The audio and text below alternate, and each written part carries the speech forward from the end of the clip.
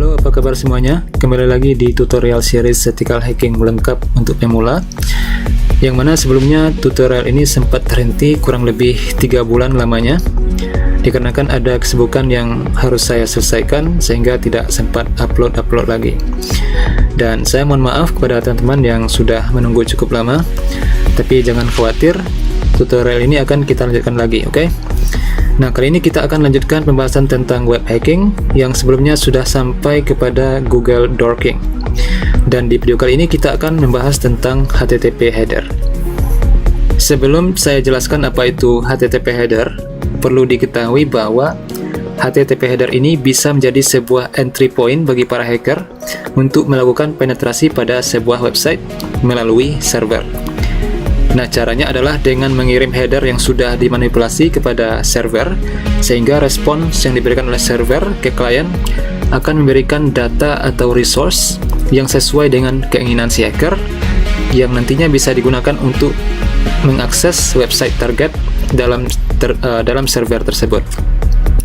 Nah, ini sangat berbahaya sekali untuk keamanan website, dan ini bisa terjadi jika hosting providernya menggunakan server yang vulnerable dan tidak memiliki sistem security yang kuat dan tidak up to date, sehingga tidak mampu mendeteksi kejanggalan yang terjadi dalam sebuah request header dari klien.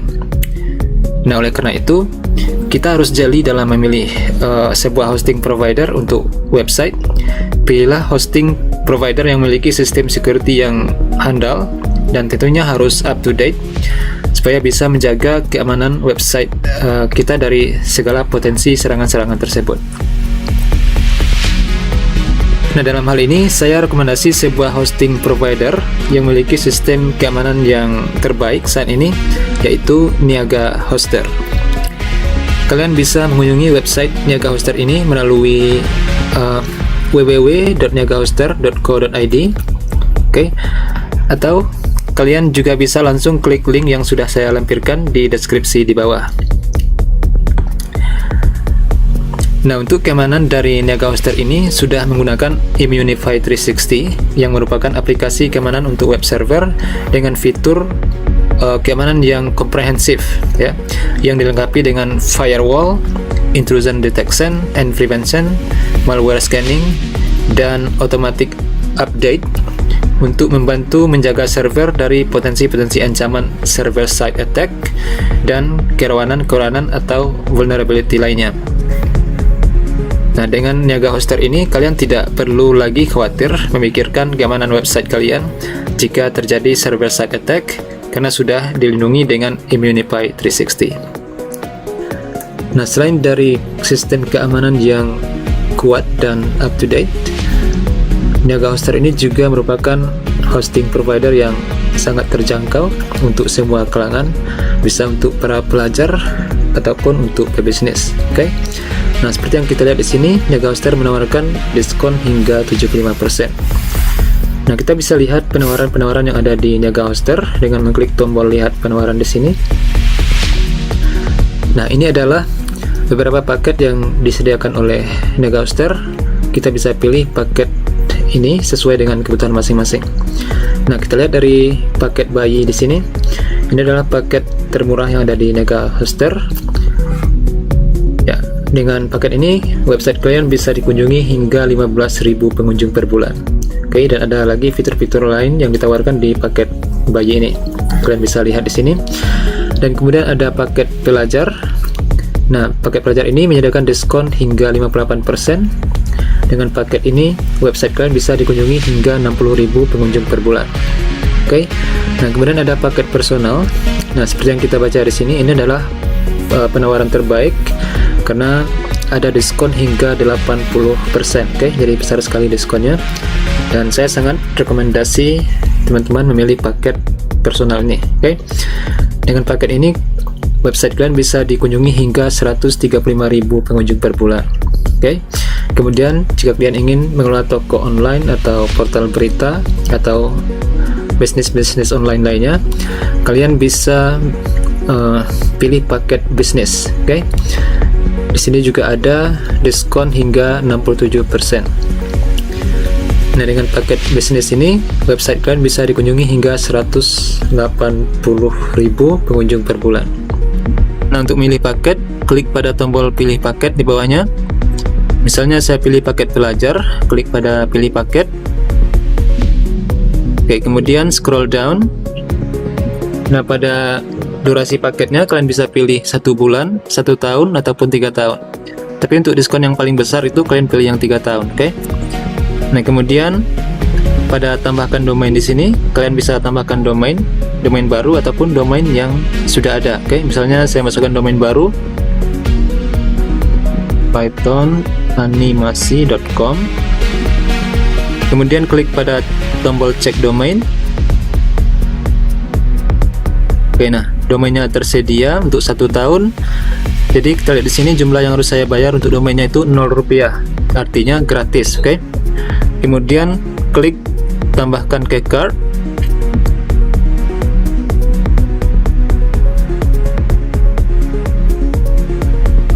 Oke, hosting dan domain Anda berhasil ditambahkan ke cart. Kemudian klik pada tombol lanjutkan.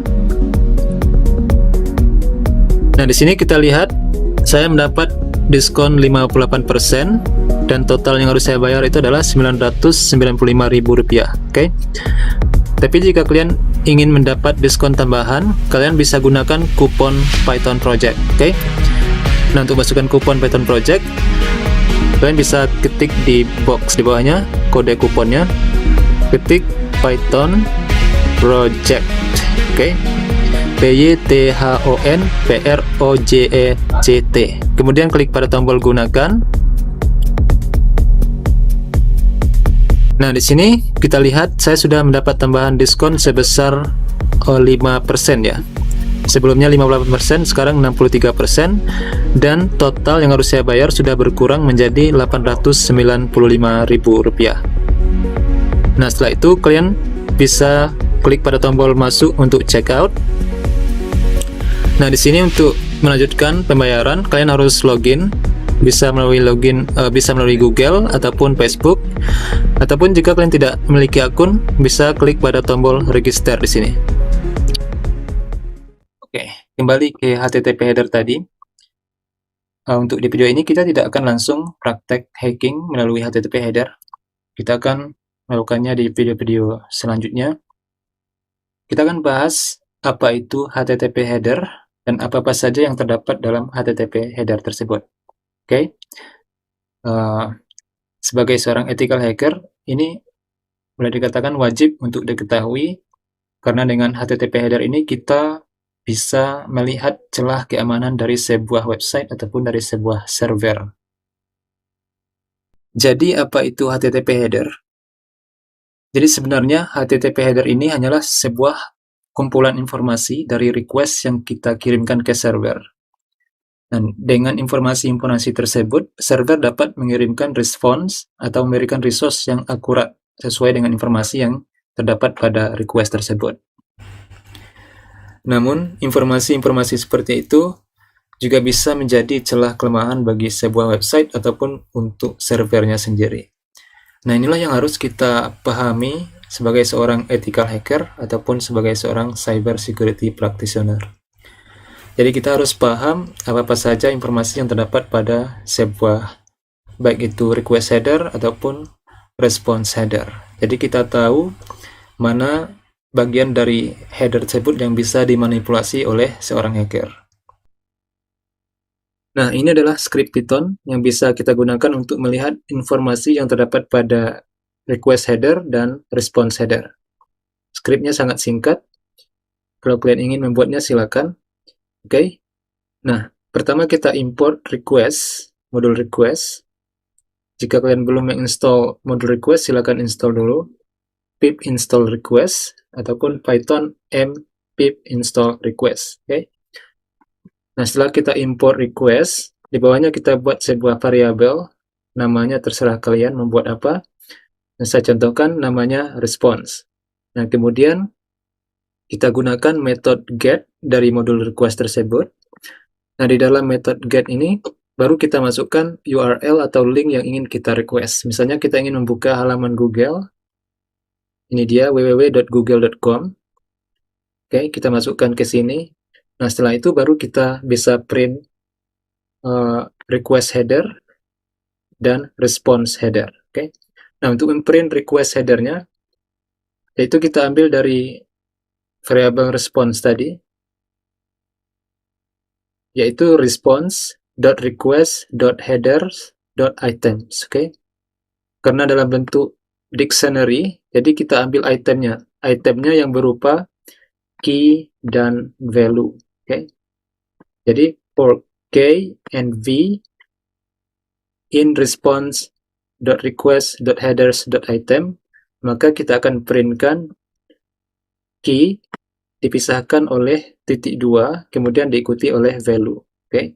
Jadi kita akan print key dan value.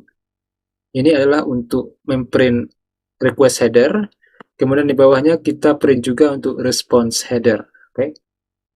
Caranya sama. For key v in response.headers. Nah, kalau yang di atas ini response.request.header. Nah, kalau ini response.headers.items. Oke. Kemudian print dengan cara yang sama seperti di atas. Oke, untuk menjalankan ini kalian harus menghidupkan koneksi internet, oke? Supaya bisa mengunjungi ini, mengirim request ini ke server, dan server akan mengirimkan respons Google-nya. Oke, sekarang kita coba jalankan. Kita kecilkan dulu. Nah, ini dia. Ini adalah request header yang kita peroleh dengan menggunakan Python.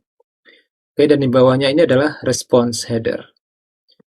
Nah, ini adalah informasi-informasi yang terdapat dalam request header yang bisa kita lihat dengan menggunakan Python.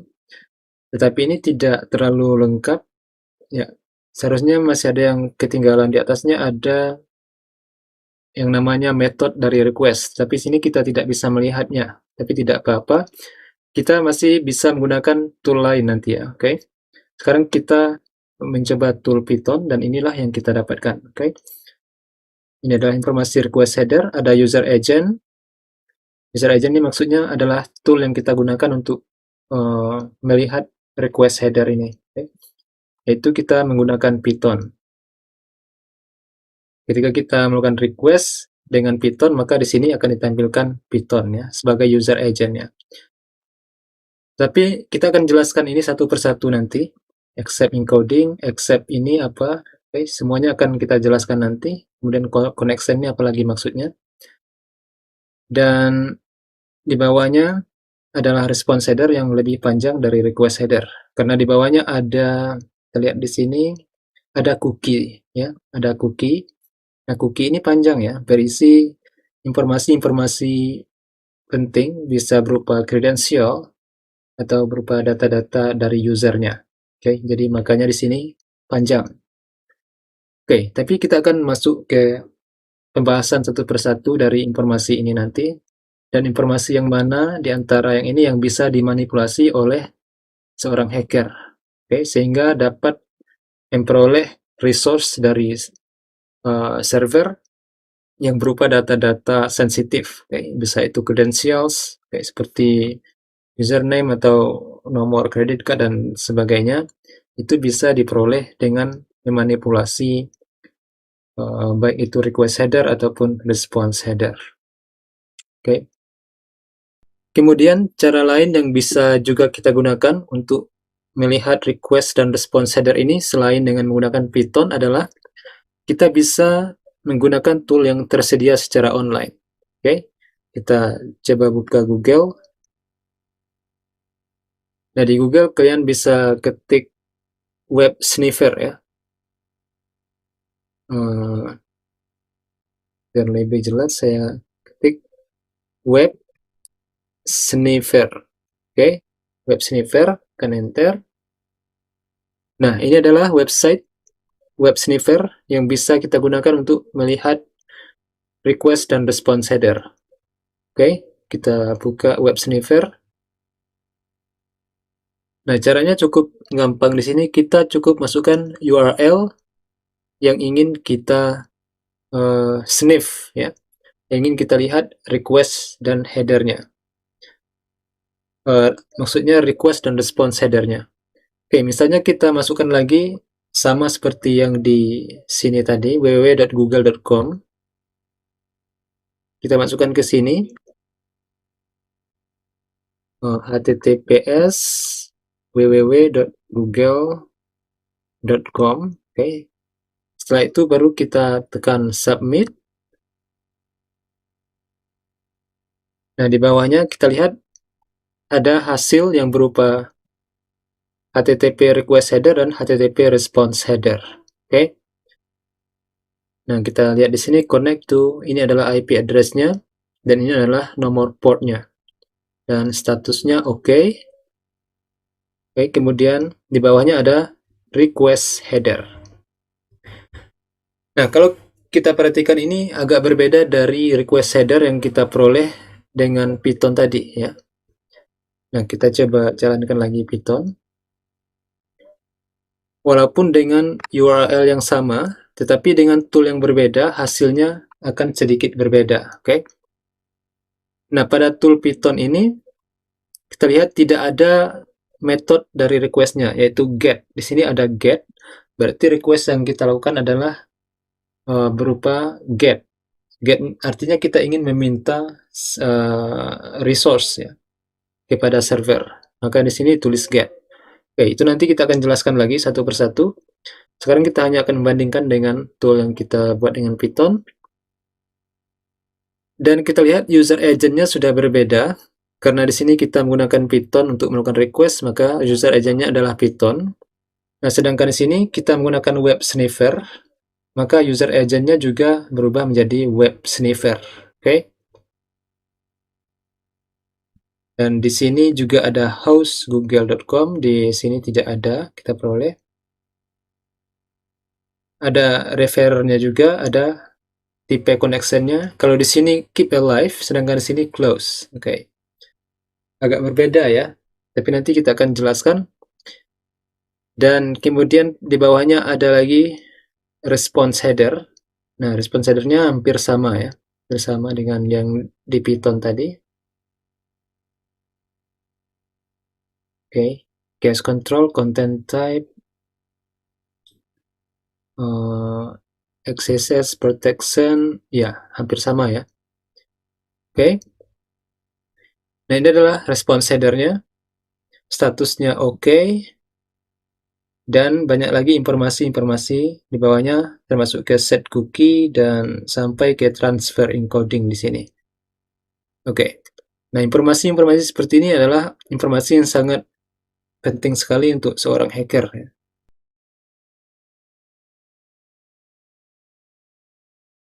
Oke, selanjutnya cara lain yang juga bisa kita gunakan untuk melihat HTTP header ini, kita bisa menggunakan inspektor dari web browser itu sendiri.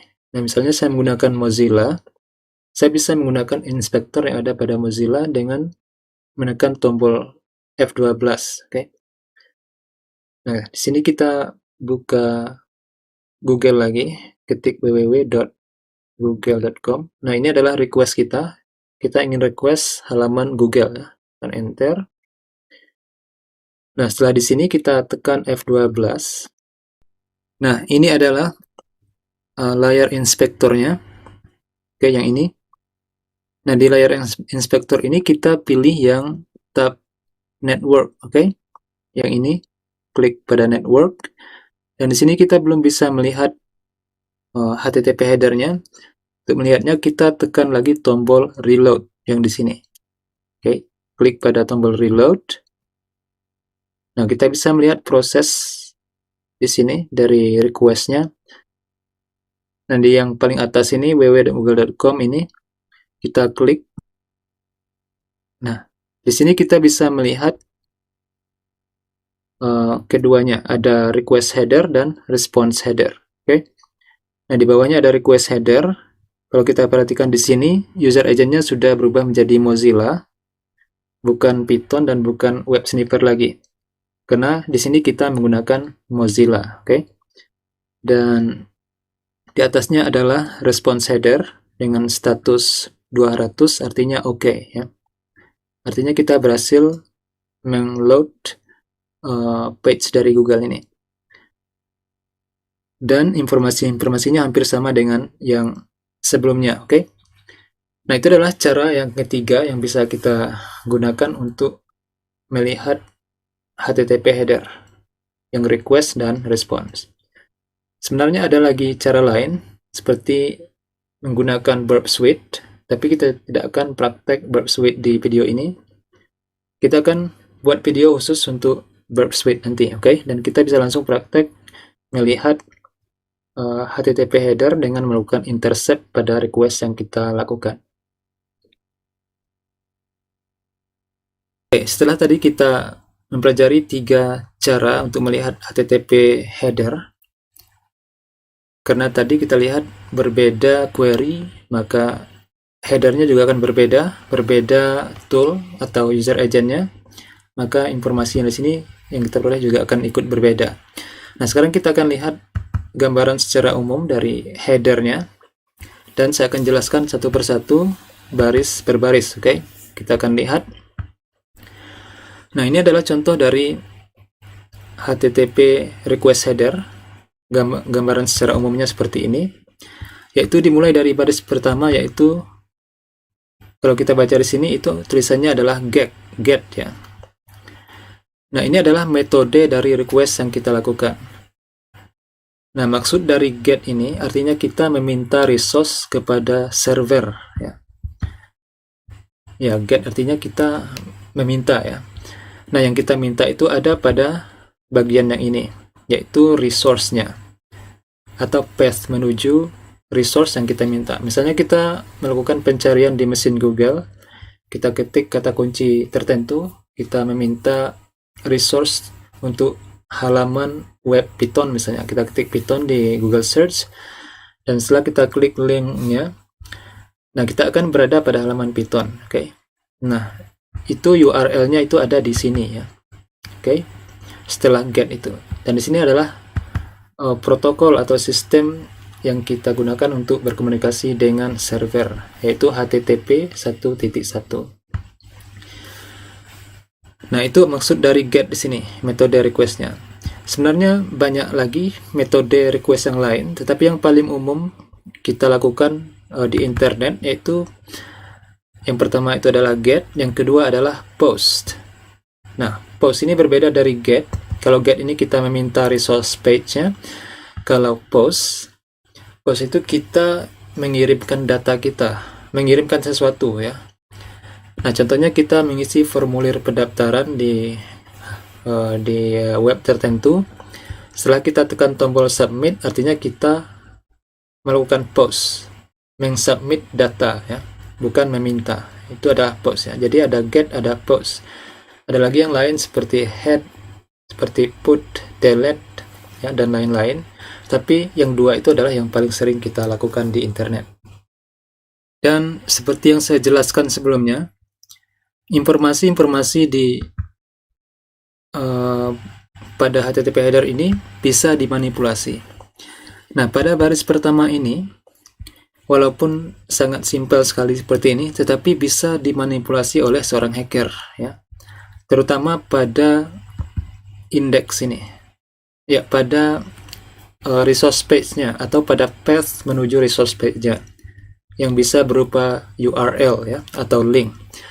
Nah, di URL itu kita bisa memanipulasinya, kita bisa menyisipkan code di situ, ya, kita bisa mengubah hal-hal tertentu atau value-value tertentu di situ, sehingga kita bisa melakukan berbagai macam serangan. Nah, contoh-contoh serangan yang sering terjadi dengan mengubah,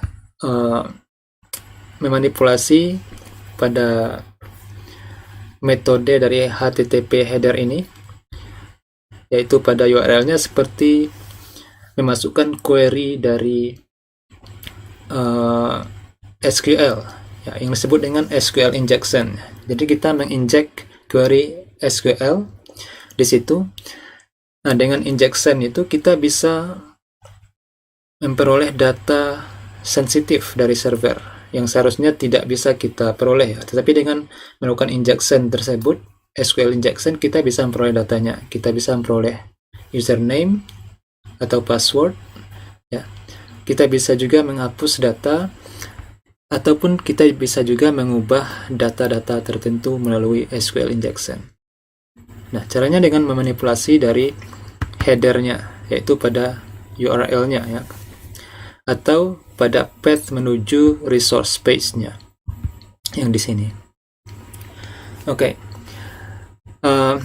Contoh lain yang sering terjadi adalah seperti cross-site scripting ya. Ada juga seperti cross-site request forgery, dan banyak lagi serangan-serangan lain yang bisa dilakukan hanya dengan memanipulasi HTTP header khusus pada get method di sini. Oke. Selanjutnya ada host. Host ini tidak perlu dijelaskan lagi, mungkin kita semua sudah tahu. Seperti contoh tadi, ketika kita merequest halaman Google, maka di sini akan berubah menjadi google.com. www.google.com. Ini adalah contohnya. Kemudian ada koneksi ya, connection. Di sini value-nya adalah keep alive, dan kita lihat pada web sniffer tadi value-nya itu closed ya. Jadi ada keep alive, ada close. Jadi maksud dari connection ini, ketika klien melakukan request pada server, setelah server merespon kembali request tersebut, jika connectionnya keep alive seperti ini, maka koneksi antara server dan klien itu akan tetap terhubung walaupun responnya setelah diberikan oleh server. Ini dimaksudkan supaya jika kliennya meminta lagi ke servernya, maka akan prosesnya akan lebih cepat ya, karena koneksinya masih tersambung, keep alive. Dan jika ini close, connectionnya ini value-nya close, seperti yang kita lihat pada web sniffer tadi, maka setelah request yang dilakukan oleh klien dan respons yang diberikan oleh server, maka koneksinya akan terputus. Jadi setiap kali klien ingin melakukan request, maka dia harus memulai dari awal lagi karena connectionnya close. Itu maksud dari connection. Walaupun informasi yang kita peroleh tentang connection keep alive ini tidak bisa kita manipulasi karena hanya memiliki value keep alive seperti ini, tapi dengan mengetahui bahwa connectionnya ini adalah keep alive, seorang hacker itu bisa memanfaatkan status keep alive-nya, yaitu dengan mengirimkan koneksi keep alive-nya dalam jumlah yang besar dengan waktu yang cukup lama, sehingga terjadi denial of service. Jadi servernya tidak bisa lagi menerima request karena terjadi request koneksi yang keep alive terlalu lama dalam jumlah yang besar. Jadi bisa terjadi DOS, denial of service. Nah untuk itu kita harus tahu, kita harus bisa mengatur, men-setting timeout untuk keep alive-nya. Jadi kita tidak boleh membiarkan status keep alive-nya ini terlalu lama. Jadi kita beri timeout ya, supaya tidak terjadi denial of service. Selanjutnya ada cache control. Nah, cache control ini artinya apakah browsernya akan menerima cache, akan menyimpan resource page yang di request kepada server itu ke dalam cache atau tidak. Itu tergantung dari value-nya yang kita lihat di sini. Nah, value-nya ini adalah 0 ya, max age-nya 0. Value-nya ini adalah dalam bentuk detik. Kalau 0 berarti 0 detik atau 0 second. Berarti tidak mengizinkan resource-nya disimpan ke dalam cache. Ya, cache ini maksudnya ketika kita merequest resource page kepada server, maka resource-nya tersebut akan disimpan ke cache. Jadi ketika kita merequest untuk selanjutnya, tidak perlu lagi merequest ke server langsung. Jadi akan diambil saja di cache ya, di mana dia disimpan. Jadi akan meningkatkan performance dari request tersebut. Nah, di sini dibuat 0, artinya tidak memberi durasi untuk disimpan ke cache. Nah di cache control ini dan max age-nya sama dengan 0 ini tidak mengizinkan cache. Ini bermanfaat untuk menghindari serangan yang disebut dengan cache poisoning. Oke. Nah, cache poisoning itu artinya seorang attacker itu bisa menginjek malicious content atau konten-konten berbahaya ke dalam cache jika ada cache-nya ya. Jika kita izinkan cache-nya. Misalnya kita beri value-nya sini menjadi 60 detik atau sebagainya, maka hacker akan memiliki waktu dalam jangka tersebut untuk menginjek malicious content atau konten berbahaya ke dalam cache. Nah, setelah itu ketika kita merequest kembali resource yang ada dalam cache tersebut, kita akan memperoleh konten yang berbahaya, dan dengan konten tersebut hacker dapat memperoleh data-data tertentu atau bisa mengakses website kita ataupun server ya. Oke. Nah, di sini kita beri 0, artinya kita tidak mengizinkan cache. Oke. Dan sebenarnya banyak lagi serangan-serangan yang bisa dilakukan pada cache ini ya. Nah, bisa juga cross-site scripting ya, seperti yang bisa dilakukan pada get method di sini. Oke. Pada cache ini juga bisa kita lakukan cross-site scripting. Oke, selanjutnya ada user agent. Nah, ini seperti yang sudah kita ketahui tadi. Di user agent ini ada keterangan tentang browser yang digunakan untuk melakukan request. Nah, di sini kita lihat adalah Mozilla 5.0. Oke. Selain itu juga ada keterangan tentang Windows yang digunakan, yaitu Windows 10, dan arsitekturnya adalah 64 bit. Kemudian ada juga keterangan tentang Apple WebKit ini, tentang rendering engine, masih di dalam user agent ini ya.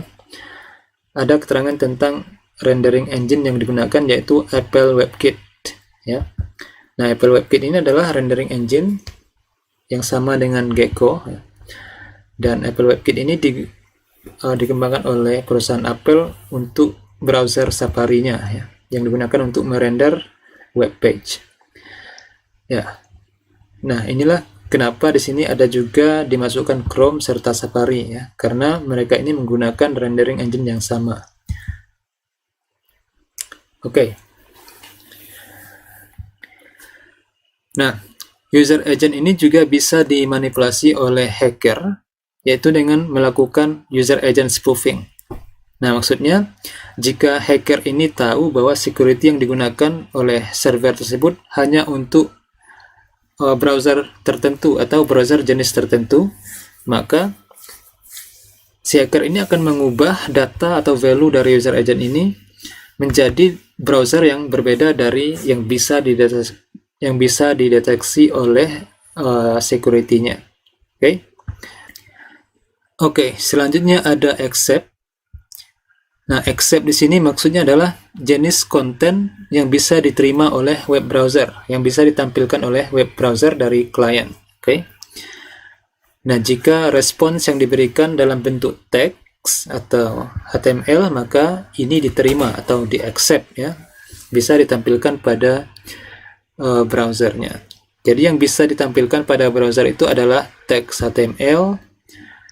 Oke, bisa juga application HTML ditambah XML, ini juga bisa. Kemudian juga bisa application XML dengan prioritas 0,9. Nah, di sini kita lihat ada tanda Q ya, ada huruf Q. Q ini artinya adalah weight atau berat. Nah, skala dari weight-nya adalah 0 sampai 1 ya. Nah, di sini adalah 0,9. Contohnya begini. Jika kita merequest sesuatu kepada server dan server memiliki dua jawaban, yang satunya dalam XML, sedangkan yang satunya adalah dalam bentuk JSON. Nah, dengan melihat data yang kita kirimkan melalui request header ini, bahwa kita lebih memilih XML di sini karena value-nya adalah 0,9, beratnya atau prioritasnya 0,9, hampir mendekati 1. Maka secara otomatis server ini akan mengirimkan respon dalam bentuk XML. ya. Jadi bukan JSON yang dikirim. Oke. Nah, begitu juga ini untuk image-nya. Oke. Di sini juga ada weight-nya itu 0,8. Ada prioritasnya. Oke.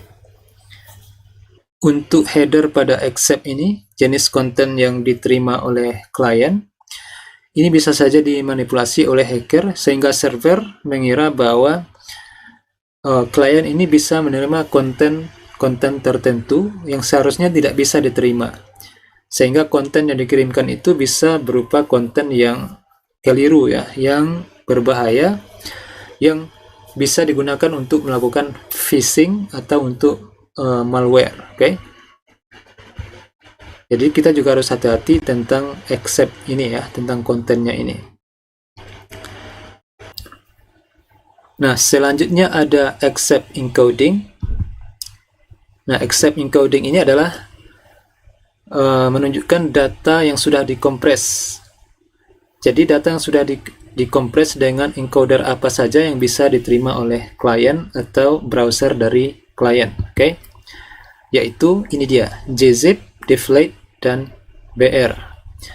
Jadi data yang sudah atau resource yang sudah dikompres dengan menggunakan kompresor ini, gzip, deflate, dan BR. BR ini adalah broadly. Itu bisa diterima oleh browser klien, bisa di restructure ulang dan ditampilkan di klien, oke? Nah, gzip ini adalah sebuah kompresor yang cukup bagus. Yang ini merupakan kompresor yang lossless ya.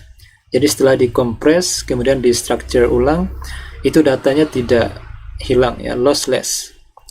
Kemudian deflate ini juga bagus, tapi sedikit kurang efisien daripada gzip. Kemudian BR ini adalah singkatan dari broadly, kompresor yang dibuat oleh Google, dan BR ini lebih sedikit bagus daripada gzip dan deflate. Untuk masalah keamanan dari hacker pada header accept encoding ini tidak terlalu berbahaya karena tidak banyak yang bisa dilakukan oleh hacker untuk memanipulasi dari header dari informasi accept encoding ini, karena hanya berisi tentang informasi tentang kompresor, oke? Seperti gzip, deflate, dan broadly. Oke, selanjutnya ada accept language. Nah, accept language ini adalah bahasa yang bisa diterima oleh klien. Oke. Nah, di value-nya ini misalnya ada bahasa Inggris Amerika, English US, dan ada bahasa Inggris standar internasional. Oke, dengan weight-nya 0,9. Artinya klien lebih memprioritaskan bahasa Inggris jika ada, dan jika tidak ada juga bisa menerima bahasa lain. Oke, kemudian untuk security-nya dari header accept language ini juga bisa dimanipulasi oleh hacker ya. Hacker bisa mengakses konten yang tidak bisa diakses di sebuah negara. Misalnya, kita anggap saja seperti ini, di negara Amerika itu tidak bisa menerima konten yang berbahasa Cina ya. Makanya dibuat di sini value-nya bahasa Inggris US dan bahasa Inggris internasional misalnya. Nah, oleh si hacker ini bisa saja dimanipulasi. Di sini dibuatlah bahasa Cina ya, supaya bisa menerima konten dari bahasa Cina. Maka servernya akan mengirim konten yang bahasa Cina yang seharusnya di-restrict atau dilarang untuk ditampilkan di Amerika misalnya. Nah, dengan memanipulasi value dari accept language ini, konten yang berbahasa Cina itu bisa diperoleh oleh si hacker walaupun berada di negara Amerika Serikat. Oke.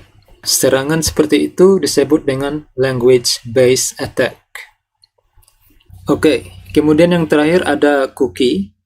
Ya, mungkin kita sering dengar cookie. Jadi cookie ini adalah sebuah teks atau file kecil yang disimpan di perangkat user ketika membrowsing sebuah website. Oke. Nah, di cookie itu tersimpan berbagai macam informasi seperti user credential. Ya, bisa saja data-data penting user ya, seperti username dan sebagainya. Ada juga user preference atau setting yang dibuat oleh user untuk websitenya, misalnya ukuran font, tema, theme atau tema dari websitenya. Nanti ketika si klien merequest page itu lagi, nah page itu akan otomatis kembali settingannya seperti sebelumnya yang pernah klien itu setting sendiri. Oke. Nah, itu gunanya cookie. Nah, tapi bahayanya cookie ini juga menyimpan data-data penting dari pengguna, dari usernya. Nah, di sini bisa dimanfaatkan oleh hacker untuk memperoleh informasi-informasi penting seperti kredensial itu. Oke, saya kira itu saja pembahasan kita tentang HTTP header ini. Ini hanyalah sebuah pengenalan saja tentang HTTP header, supaya untuk selanjutnya kita lebih mudah memahami ketika melakukan praktek langsung memanipulasi HTTP header ini. Oke. Kita akan lanjutkan ke video berikutnya.